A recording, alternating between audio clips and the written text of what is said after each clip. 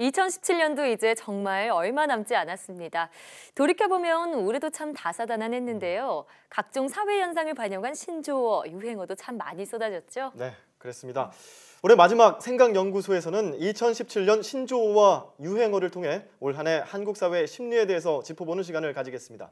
연세대 심리학과 이동기 교수와 함께합니다. 어서 오세요. 네, 안녕하세요. 네, 어서 오세요, 교수님. 네. 벌써 오늘이 올해 마지막 생각연구소 시간이잖아요. 네, 그러네. 시간 빠르네요. 네, 네. 그동안 참 우리 사회에 숨은 여러 심리 현상에 대해서 많이 설명을 해주셨었는데요.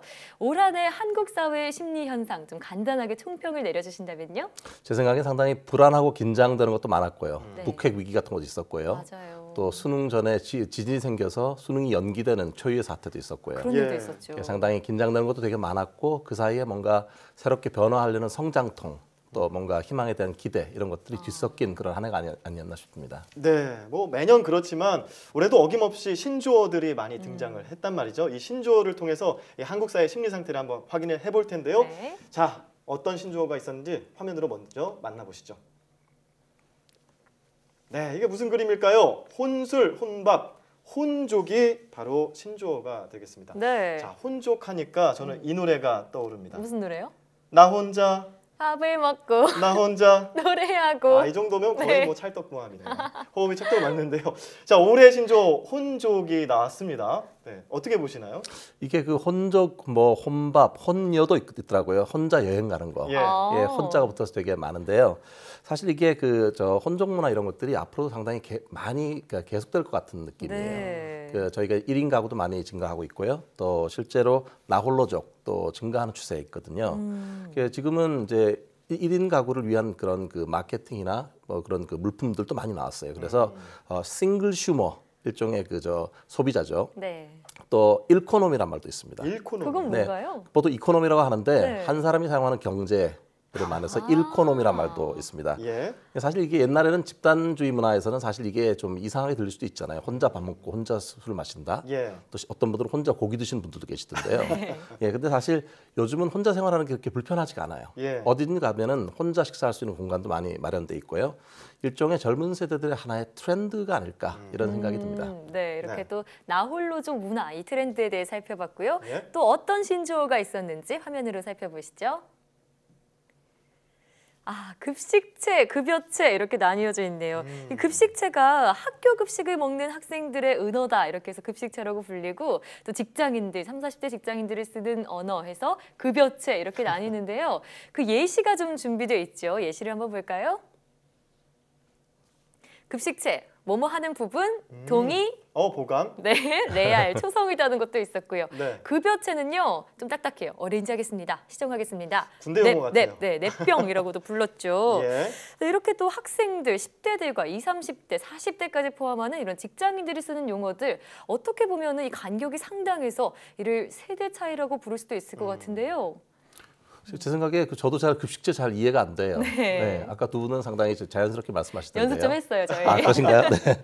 이게 아무래도 그 장년층하고 신세대하고 사이에 세대 차이가 존재할 수밖에 없잖아요. 네. 그러니까 저는 예전에 1990년대 초가 생각이 나는데요. 그때 한참 그 인터넷 처음에 생기고 나서 뭔가 무슨 통신 이런 게 있었잖아요. 네. 무슨 텔, 통신 무슨 언어 텔. 이런 거요? 예, 그런 언어가 있었는데 그때 어떤 그때 기성세대가 어떻게 얘기했냐면 이게 한글 파괴다. 이렇게 하고는 도저히 한글의 근간이 서지 않는다 이렇게 우려를 했거든요. 네. 예. 하지만 어떻습니까? 지금 한글 그대로 잘 사용되고 있지 않습니까? 맞아요. 제 생각에 이런 급식체라든지 이런 것들도 이 특정 시기에 특정 세대가 그들 간의 어떤 소통과 유대감을 느끼기 위해서 만든 거잖아요. 네. 하나의 또 문화적인 트렌드이기 때문에 이것도 사실 한 20년 지나면 거의 무슨 말인지 모를 수도 있잖아요. 네. 그렇죠. 그래서 제 생각에는 이거를 그들만의 문화, 한글 파괴 쪽인 측면보다는 그들이 향유하는 하나의 문화로 이해하시면 좋겠습니다. 너무 예. 심각하게 볼 필요는 없다 이런 그렇습니다. 말씀이신 것 같네요. 네. 또 새로운 문화도 살펴봤는데 다음 유행어도 살펴보죠. 뭔가요? 그레이, stupid. 네. 누군지 알 것 같습니다. 누구죠? 저희 YTN에서 원포인트 생활 상식을 또 진행하고 있는 김생민 씨가 유행어로 만들었던 건데 이렇게 그레이, stupid 올해 심리를 이런 유행어로도 살펴볼 수 있는 건가요? 그렇죠. 이게 사실 그 생민소비라는 말이 생길 정도로 생민소비. 네, 김생민식 소비라는 거죠. 네. 네. 사실 great이란 말은 소비 중에서 좀 더 합리적인 그런 소비를 말하는 거잖아요. 예. 가성비를 잘 따지고 뭔가 그런 거를 절약을 하고 이런 사람에 대한 하나의 칭찬으로 되는 것이고 네. 반대로 stupid이라고 하는 거는 되게 심한 낭비라든지 불필요한 소비에 대한 하나의 책망 같은 그런 그 단어가 되겠는데 네. 뭐 두 말을 그 종합하면 절약을 해라 이런 거잖아요. 네. 근데 이게 어떻게 보면 미래를 위해서 지금 좀 힘들지만 참고 앞으로 계획을 세우고 이런 어떤 태도, 즉 미래지향적인 태도를 반영하는 그런 단어가 되겠습니다. 네, 미래지향적인 태도를 반영한 스투픽, 그레이까지 살펴봤고요. 네. 계속해서 준비된 신조어 함께 보시죠. 되게 편안해 보여요. 욜로족을 뜻하는 말이 많았죠. 이거는 어떻게 보면 방금 본 그레이과는 좀 정반대 의미 아닌가요? 그렇죠. 네. 욜로라고 하는 거가 이게 뭐 저 예전에는 그런 게 많았죠. 아까 말씀드린 건 미래지향적인 태도라면 이거는 네. 현실을 붙잡아라. 네. 뭐 일종의 현재를 카르페 디엠 같은 즐겨라. 거죠. 네. 그렇죠. 욜로라는 게 you only live once. 한 번 사는 인생 즐겁게 살자. 이런 정신이 담겨 있는 건데요. 사실 이게 보면 현 세태를 반영하는 것 같아요. 네. 미래를 준비하려고 해도 예를 들어서 집을 산다. 시간 많이 걸리잖아요. 그리고 뭔가 취업도 지금 안 되는 분도 계시고 네. 연봉도 생각보다 높지도 않고 그런데 뭔가 미래지향적으로 살려고 하니까 너무 힘든 거예요. 네. 그럴 바에는 뭐 어차피 늘 후회하지 말고 지금 삶을 즐겁게 살자.